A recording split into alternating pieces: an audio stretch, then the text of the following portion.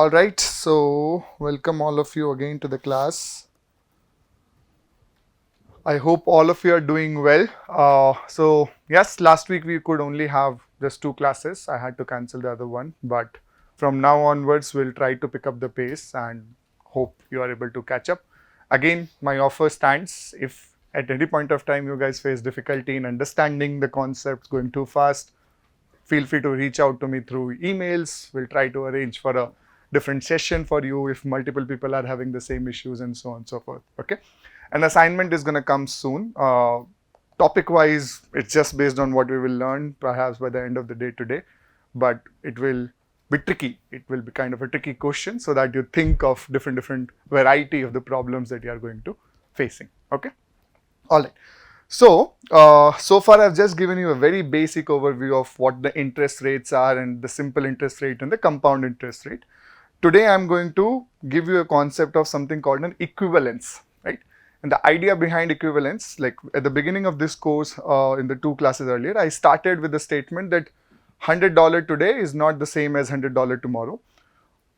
Today I'm going to make a statement that $100 today is same as $110 tomorrow, given that the rate of interest is 10% per year, right? So the idea behind this statement is that if you have a known value of interest rate and the number of periods you need to compound the interest rate, you can convert the transactions from one time period to another time period, and they will still be called equivalent, right? So of course, in absolute sense, if I say 110 is better or higher than 100, yes, the answer is 110 is higher than 100.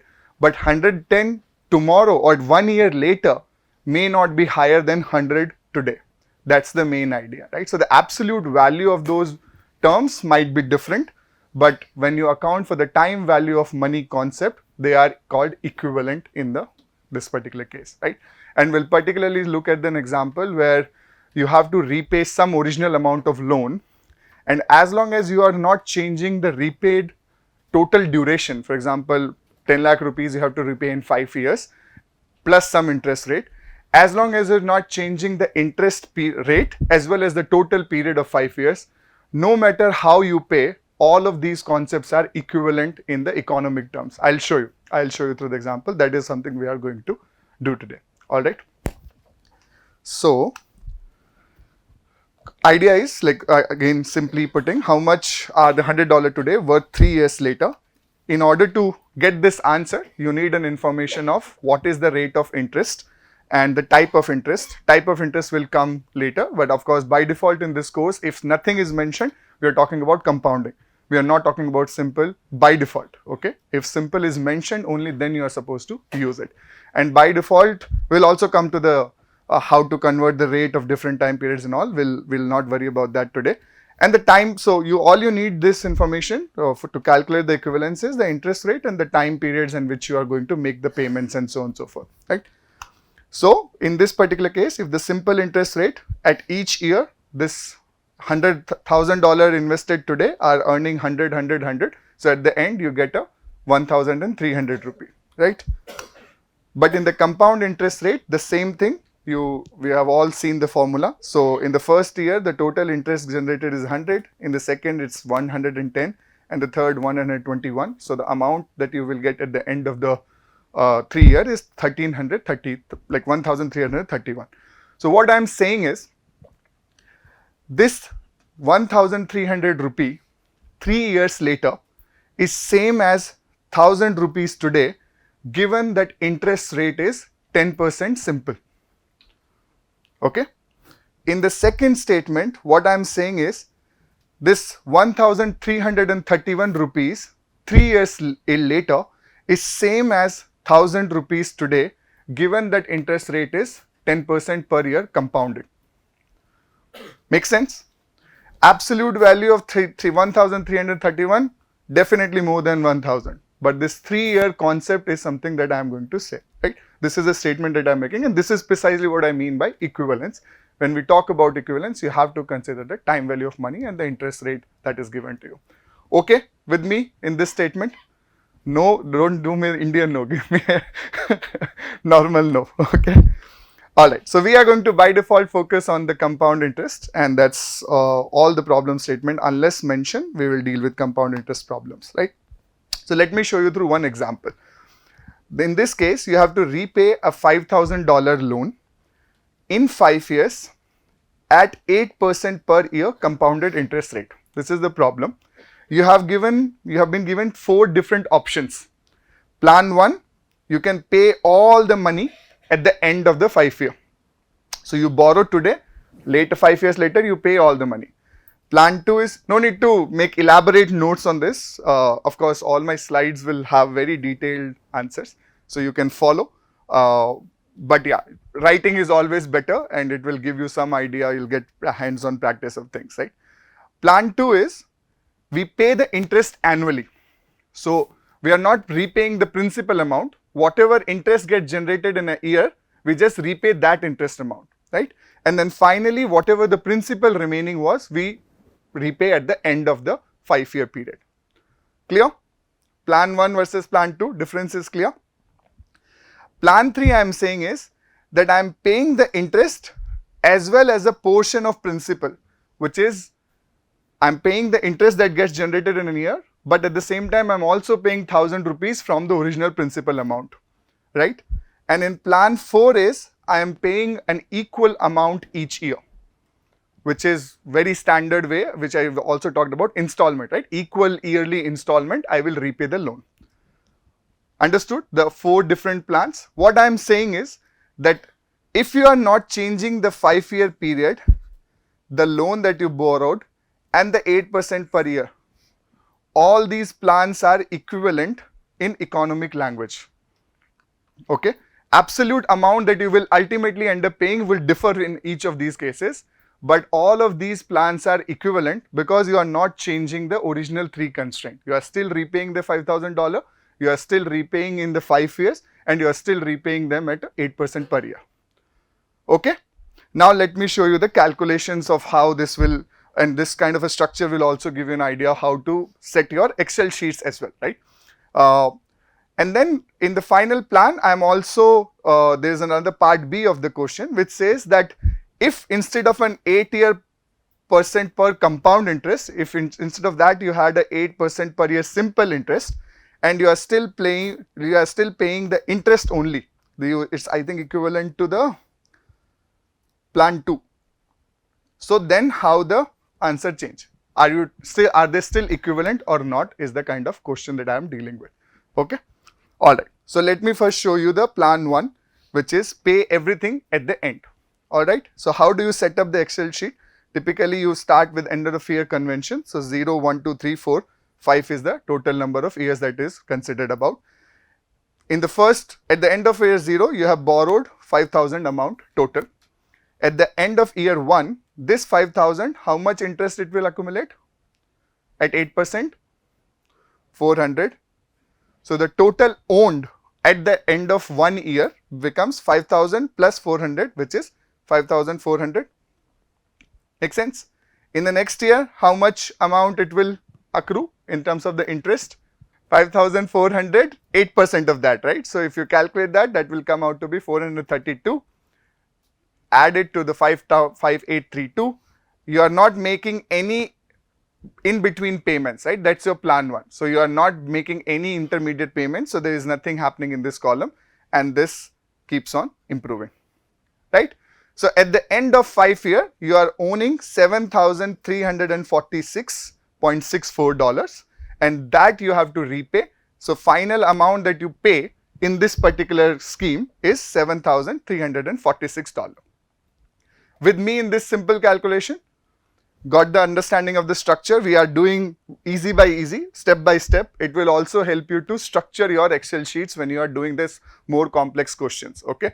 It's very easy to make nested formulas, like I could have done in a single line, I could have done all these things, but it's important for you to also logically structure these so that calculation is easy to debug, right? So that's just an idea there. Let's talk about plan 2. So what I am doing in plan 2, I am paying only the interest, but I am not repaying the original principal. So what happens at the end of year 0, I have amount borrowed as 5,000, the interest owned becomes 400. Total owned at the end of year becomes 5,400. I am repaying the 400. So again, you have to notice that convention, in this case borrowed is positive for me. So that's why I'm showing in the positive side, and giving money is the negative for me. So that's why minus convention, right? As long as you're consistent, your answer will matter. Ultimately, you have to just make sense of the sign, right? So in this case, I am paying at the end of year, I am only paying the interest amount, which is the 400 rupees or dollars. Oh, don't pay in rupees when you borrow in dollars. Pardon me. So you're still owning $5,000 at the end of year 1, right? Now again this $5,000 will be invested for 1 more year, so the interest owned is 400. The same calculation, simple calculation gets on repeated, right? At the end of year 5, the total amount you will pay is the principal plus the interest in that period. So that becomes 5,000 plus the 400. If you add up all these amounts, the absolute money that you are paying is $7,000 compared to $7,346. But I am saying that these are equal in economic value. Doesn't matter, because I am not changing the original time period, I am not changing the original amount borrowed, and I am not changing the interest rate. Okay? Why is it equal and all? We will come into that discussion later, but the idea is that money that you have borrowed, let's say at an interest rate, if you are not paying it, that money is not sitting in your account. That is actually generating more capital, right? Typically you borrow money to get invested in business, right? So that investment is actually generating at least this much money that you are borrowing as an interest rate. So that's the kind of idea. So it's that concept becomes our portfolio. This statement is true, right? Third plan. So you pay the interest and a portion of principal, which is $1,000 annually. Okay, with me? So first year calculation remains the same, 5,400. You are paying 400 rupees of the interest and the 1,000 rupees from the principal. So the total money that you pay is 1,400. So your amount is 4,000 remaining at the year end 1. Now this 4,000 will earn how much? 400? 320. Good. So this becomes 4,320. Now you are paying the interest of 320 plus the 1,000 in principal. So you are total paying 1,320. The amount remains become 3,000. You do the calculation and you get the idea. So total amount that you are paying here is $6,200, which is much lesser than compared to the previous answers that we saw. Still equivalent. Okay. So the main idea, it's not easy, intuitive, I know. It took me also some time, like how are these money equal? The idea is when we make the simple communication in our day-to-day life, we forgot to mention these 8% rate and N and all these things. And real world, it's not as easy because the interest rates are keep on changing almost on a monthly basis. You will have new interest rates. So it's not an easy concept to demonstrate in real world. In a theoretical example, I can show you this. Okay. But for real investment, don't make investment based on this. That sir said that you should not repay amount in the beginning. Of course you should pay, because the remaining money you can invest somewhere and earn better interest. All those things you have to optimize, right? So it's a very fundamental assumption involved in this. Don't do investments based on this and then say sir घाटा हो गया. Okay? घाटा होगा क्योंकि ऐसे करोगे तो. So final. The plan is to pay equal amount each year. Do you know any easy way to find what is the equal amount? Google. Not a good answer for your class at least. Then I'll also give response through ChatGPT to your questions. Huh? Any easy way to estimate? Anyone has done this before? Do you know the formulas? I think in our high schools, we all do this calculation. Eh? What will be the monthly installment to repay the loan? Remember? Nobody remembers? Alright. So it's not a straight away thing because see, how do you know each time you have to pay the exact amount, what is the interest rate and blah, blah, blah. So it's a bit complicated calculation in this kind of a format. Of course, Excel has a formula. It's a straight one-line formula. It will give you an answer. But before we go there, let me try to show you the derivation part of it. Okay. So assuming that this is the original amount that I borrowed, and then for each year, I am paying the amount which, let's say, it's not known to me. I am just calling that amount as A, capital A, which is our convention, right? So I set up the cash flow diagram like this. The idea is the same series I have devoted in the cash flow diagram here. At time t equals to 0, I am borrowing $5,000. Interest rate is 8% per year, and I am repaying the amount A at for each of the 5 years, right? Idea is the loan should be repaid with all the interest. So basically I'll be doing is sum of all these on the top side should be matching the sum at the bottom on the basically that's the idea, right? Now a common thing to do here would be to, at the end of year 5, basically my total amount is repaid, right? So if I know what is the value of P 5 years later and what is the value of each of these A once they reach at the 5-year period, if I just add all these two sides and equate them, you will get the value of A. That's the main principle. So what I am assuming is that this P amount is basically $5,000 invested for 5 years. So the future amount of this will be some future value, right, corresponding to this P. Now the first A amount that I have given as an installment is invested for, we are comparing, our equation is happening, comparison is happening at this point. So this first amount is invested for how many periods? Not 1 year, 4 years, right? Because you are comparing at the end of 5 years. So the investment that happened here is getting invested in the system for 4 years. This amount is invested for how much? 3 years. This amount is invested for how much? This, and then this 0, right? Because we are assuming that it is happening at the time when your final comparison is also happening, right? You get the idea where I am going. Now individually you can always estimate the future value of this amount. You know the A, you know the time period for 4 years, and you know the interest rate. So the future value is simple formula that P into 1 plus I to the power n. That kind of a formula we can use. Oh, it came here. I am so used to teaching these slides. So we will just use this kind of a formula to convert all the financial transaction into one time point and then equate the negative side and the positive side, okay. So our total that you have to pay back is this P amount, which is the 5,000 invested for 5 years, right. The first A, which I am calling as D1, just an intermediate convention. This is not necessarily a D as a convention we use, just calling. So this is the A amount invested for 4 years. Similarly, you can generate this kind of a slide, right. Now the idea is that the R total has to be equal to the sum of all these D payments. Got it? So essentially P into 1 plus I to the power 5 is equals to A into 1 plus I to the power 4 plus A into 1 plus I to the power 3 plus blah blah blah. The only variable in this equation is A, because you know N, you know I, right. How to solve? Very tricky JE manipulations that we used to do. I don't know if you guys still remember, but if you have to, any idea how to solve this equation? Any easy method? So I am calling this as equation 1, okay. All I have to do is I will multiply equation by another factor 1 plus I, because this 1 plus I is seemingly a kind of common multiple that I am able to see.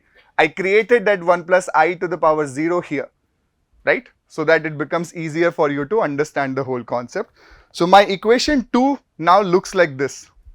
Both LHS and RHS get multiplied by this factor 1 plus I. So my equation 2 looks like this.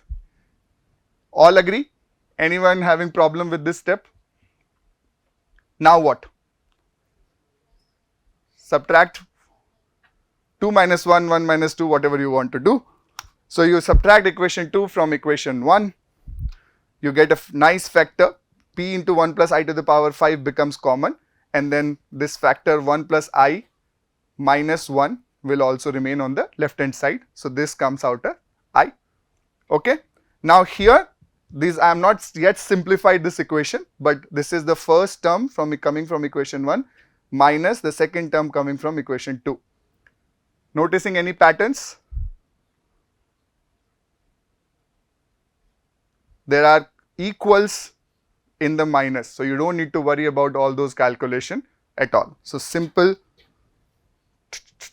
very 10th class, 11th class kind of mathematics that we used to do, right? This is how you used to solve a lot of equations in your JEE and AIEEE kind of. Are you guys in AIEEE generation? Do you know what AIEEE is?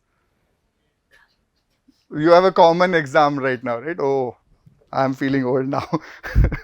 So basically the first and the last term remains, right? Now you can make it simple, and if you do that, this is the kind of formula that you will get for A in terms of I and the N and the original amount P.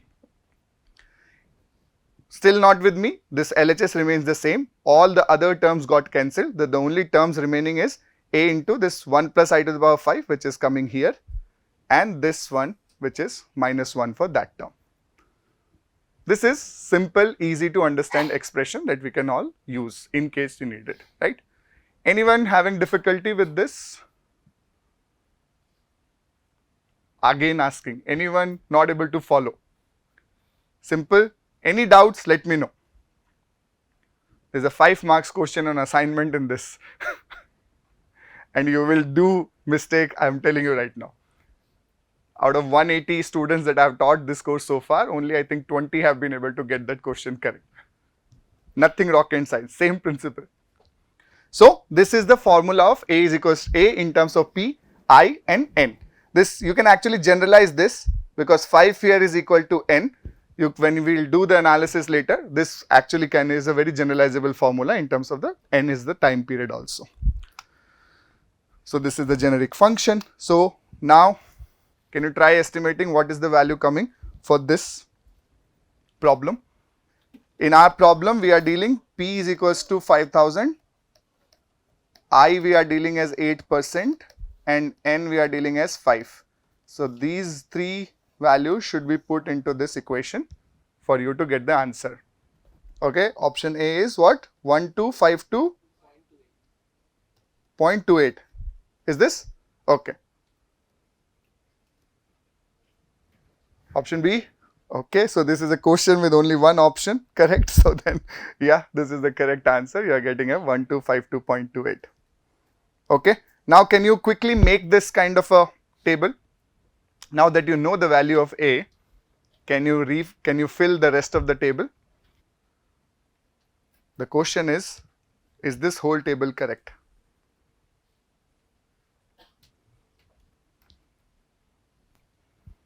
Last 2 numbers are wrong. Which one last 2? 4th and 5th are wrong. Why? Because they don't have decimals in them, or what's the reason? So this is 178.65 and 92.76. But the rest everything is correct. Even if these numbers are wrong, the rest everything is correct. These values are okay. This is also correct. So everything else is correct. These only 2 values are wrong. Is the answer coming from them? What about others? So you're saying 2 mistakes. 2 mistakes. All right. What about others?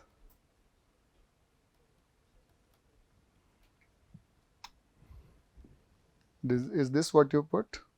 Yeah. So yes, you guys are right. These were the kind of questions. So yeah, I'm also exposing you to the kind of questions that you can expect in your quizzes and all. So these kind of questions are very easy for me to make because you don't have to do much calculation, just apply your brain, right? So technically you could have backtracked and still got those errors. It will not take so much time. But yeah, this course is a little bit about the speed in a way that you should be comfortable dealing with these numbers in a easy manner. So whatever works, if you are comfortable in paper-based solutions, work on paper by hand, not a problem. If you're comfortable with Excel, you want to up your skill, please follow the course parallelly in that. Or of course, you will always have access to the scientific calculators and all. Or I'll give you values whenever you need it. Okay. So practice. I'm again giving you a little bit nudge. Without practice, suddenly you will not be able to do in the time pressure situation. Okay. All right. So let me also give you a very brief example of the same question but slightly different variant. So we are talking about this plan B where we are paying the interest annually, right? This was the part, and we were at that time the interest rate was 8% per year compounded. But I am asking you to redo the calculation when I am saying that it's the simple interest rate is 8% per year, not compounded. So now if you do the calculation again, this is exactly the same table that you got while you were answering the question of plan B. Why? So because you are making annual payments, you are not allowing the interest to accumulate more interest, right? So since you have avoided that step, these are exactly same. But none of these will be true for all other plans calculation that we did, right? So only in this specific case it became true. So it's a coincidental. These are not equivalent solutions. Okay, these are coincidentally equivalent solution, but these are not equivalent solution because your interest rate here is simple interest rate and not the compound interest rate. Okay, got the idea? Yeah, so I'll just give you a very brief overview of also, it's nothing complicated, but just to how to set up and structure your Excel sheets, and you can always do the calculation. So this is a question where a new technology of your company will give you $200,000 for each of the first 2 years and $300,000 for the next 2 years. You have to develop the spreadsheet. So I'm specifically asking you to develop the spreadsheet here because it is mentioned. Otherwise, you could have done this question by anything. And you have to answer these 3 questions. You have to determine the total interest and total revenue after 4 years for a compound interest rate of 8% per year. Repeat part A if $3,000 becomes $600,000, and repeat part A if the interest rate is 4% per year, right? So let me see if this is even. Are you able to see these? I don't know if it will work. This kind of a cell. So this is not an exact Excel, but essentially that is how the Excel will look like. I will share this sheet with you also, but let me give you a little bit of an overview of how Excel looks like. So the idea I see in this particular case, you are doing a variation of the interest rate, right? So therefore I have considered interest rate as a variable. I will set up my formula such that by a single change in the Excel sheet, my entire sheet should get updated very quickly. And in the second part, I am asking you to just change one cash flow from 300,000 to 600,000. So that is anyhow easily, you will probably need to make a new copy paste the exact formula and make a new sheet, right? So again, a very similar structure. In this particular case, what we have done is this formula equal to F5 into 8 into B2. So B2 is where I have kept the interest rate, right? And F5 is the cell, which is this particular cell that automatically gets highlighted. So I hope you are basically familiar with this. Anyone knows why did I put this $B, $2? You will make these mistakes. Always make sure that your interest rates are picked up from the right number, right? Because there could be problems where each time period the interest rate is also changing. So that could be handled differently compared to what is being handled right now, right? And this rest of the calculation is pretty simple. You just get the values, you add, subtract, and all those things are there. And at the end, you can put this some kind of a formula or a total formulas and all.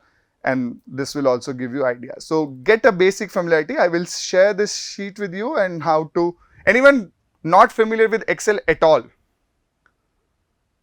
It's okay. It's okay if you're not familiar with Excel at all. Then I can arrange a separate discussion session to give you an overview. Everyone comfortable with this convention and all? Yeah. So now the idea is, if you scroll down further, here I have set up just changing the 2 cash flows that I was talking about. Instead of the 3,000 in the beginning, I have set up the sheet with 6,000 in those 2. The moment you change those 2 values, as long as your formulas are correct, you will get an immediate instant answer. And similarly, I have set the part C, but you could have also changed this to 4% here. So the value gets updated. Be mindful of the convention. If you are using the fraction as a convention, be consistent. If you are using 4% is very important so that Excel knows that it has to read this. If you just write 4, your answers will be drastically different. Okay? Alright, so this I will share in the class. So basically this is the summary. So far we have covered the 2 concepts of simple interest, compound interest, some ideas of the convention that we are going to use in this class. intro of cash flow diagrams and what are cash flows, equivalence, and a little bit of an Excel sheet introduction. So this, I was supposed to cover this in the last class, but okay. So this is the week 1 ending at that sense. So when you're dealing with large transactions, everything has a cost. There is a concept of transaction fees in general, like bank will always charge you 1%, 2%, while you're calculating the entire thing on 7%, 8% thing. There are many pies that everyone takes from each transaction that is happening. So that becomes huge for you, right? Second thing is, if you delay the decision delay, if you are spending too much time, even if it is just 2 days, 3 days, but for $1 million, that concept will have a huge implication on you, right? I'm not saying like make all the decisions instantly, but in economic terms, you can calculate those things, right? Typically on investments, very handy you will be using immediately after this semester. Most of you will have some money in your accounts coming up and you will start investing. So how do you compare one versus another? Do you need to put money in FDs? Do you need to put money in bank accounts? Do you need to put money of FD of company 1 to company 2? Many things you can apply those same concepts, right? Soon you will borrow EMIs. Nobody has bought money on EMI, anything on EMIs here. Because in EMI, typically you would want to repay the loan because originally you underestimate your capacity, but maybe you are earning enough, so you want to repay the loan faster. So typically bank puts a fees there. They do not, so if you have borrowed the money from 5 years, you can't just pay the next month because otherwise bank loses the money on that much interest that they had accounted in their books. So they put a minimum amount that you can only repay the full amount only after 1 year or 2 years, or they put a penalty, early repayment penalty, right? So these are all calculations which you can do by these simple concepts that I have shown you. All you have to do is that sum equals to 0, wherever the balance extra, put that into penalty so that you are stopping your consumers from not doing these things, right? Many simple, like concept is very simple, calculations becomes tough, but applications are tremendous, okay?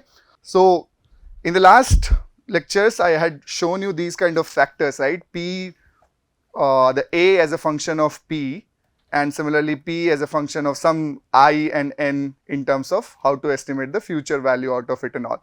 So these are also called engineering economic factors, right? You will not always keep on applying the same formula, put the values and all, and because you need these values so frequently, what people have done is they have created something called an engineering factor tables. And I have shared one example of that table in your Google Classroom. So we will also use these factors to do quick calculations. Of course, now that you are dealing with Excel and all, you perhaps don't need them as often.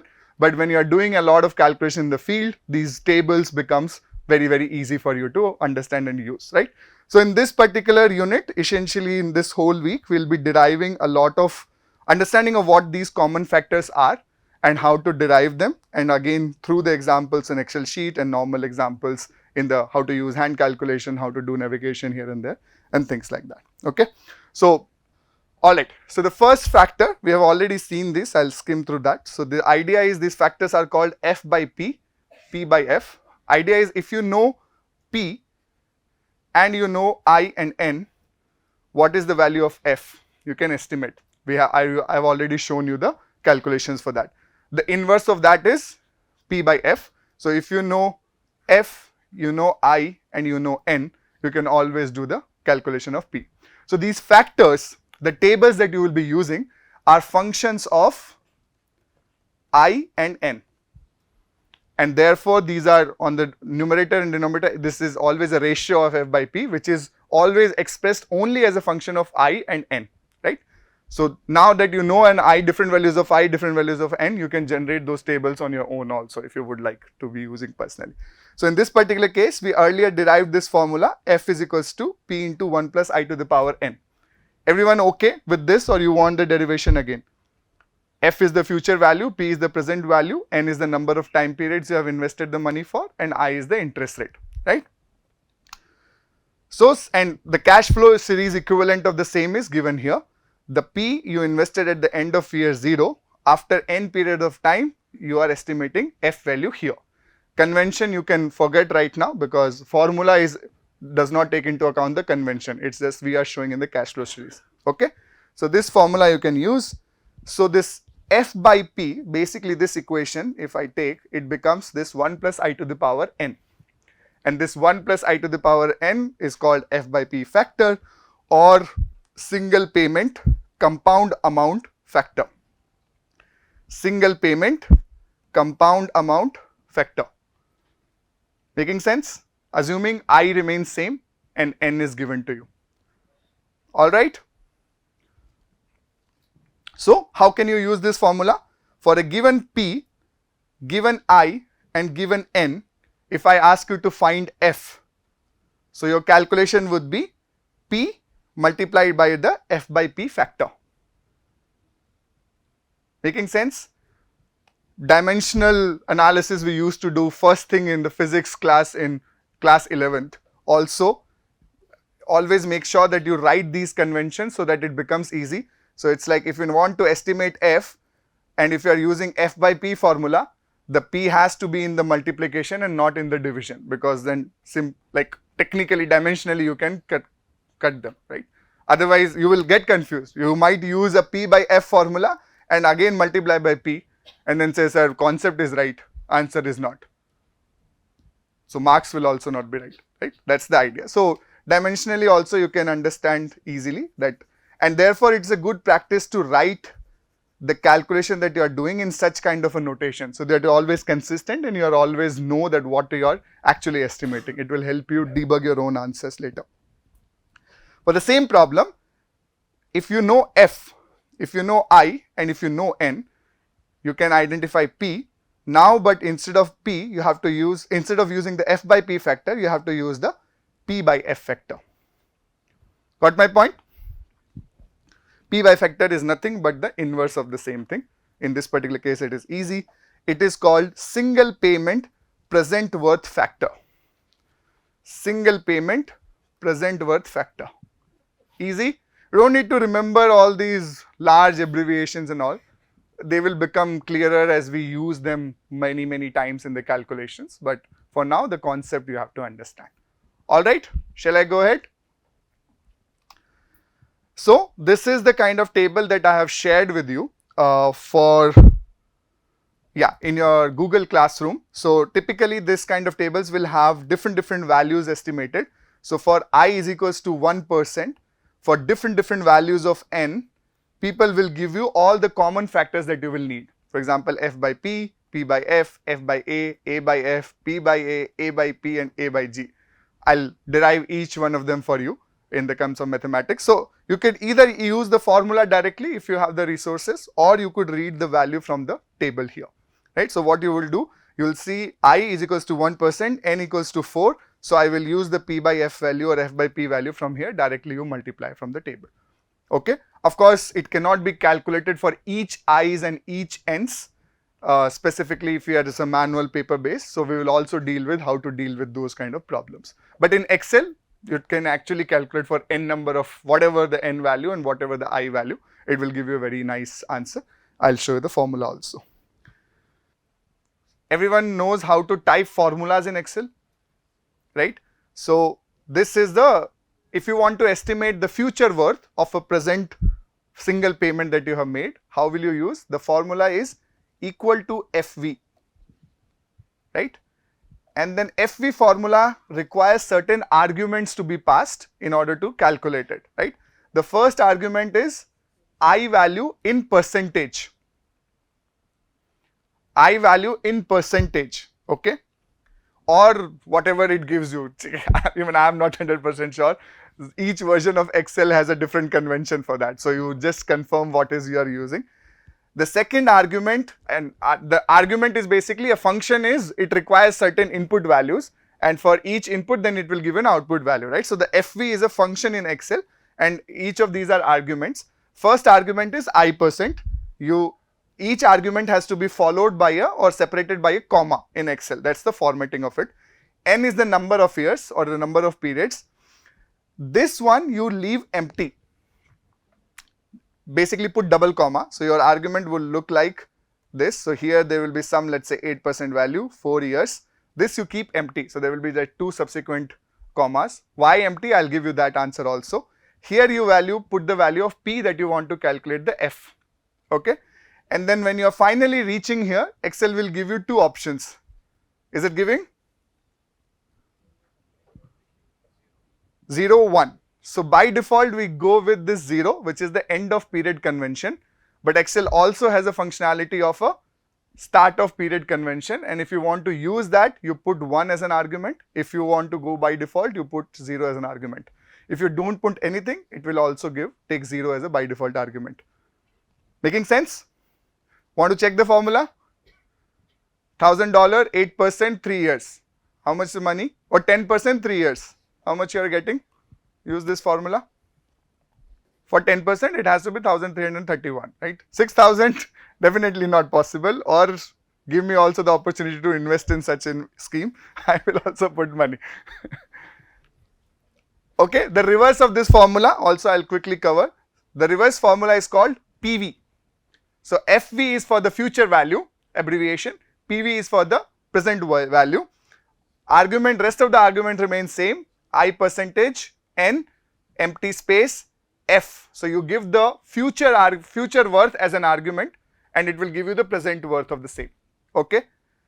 Anybody notice sign? You gave positive, Excel gave negative. So that's Excel's problem.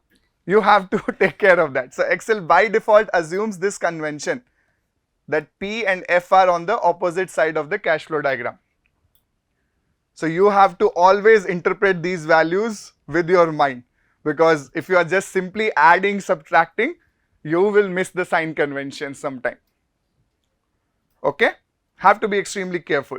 So one way to do it, you put another like absolute value in the function and then pass this FV. Absolute will basically give you the magnitude and will remove the sign, or you multiply by -1 multiplied by this particular formula, so that you know that this is what you are calculating. Alright, so just a quick example. You don't have access to tables right now, right? From next class onwards, bring your tables open in your like laptop sheet or something, okay? Or if you want to print those, I have already shared. It's up to you. We'll be using a lot of those values directly reading. And of course, Excel goes parallel.